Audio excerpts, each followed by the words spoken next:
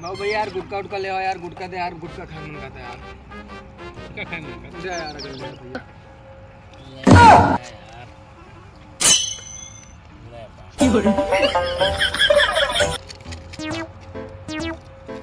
और भैया पाड़े पा लगी। भैया भैया और कहा लिया नंबरदार? तो सब ठीक है यार पाड़े।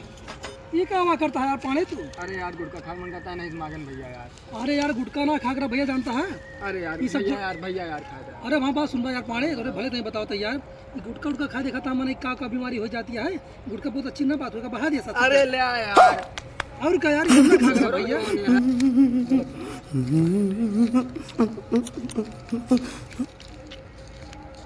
नो नो नो नो खाएगा।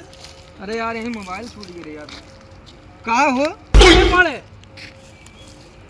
वह हाल यह तो हर जोन सब कहत है। का हाल यह है?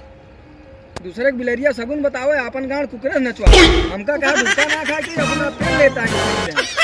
आज रहें भैया पाड़े तो क्या करता है यार? ये कैसे यार देखा था इन पास।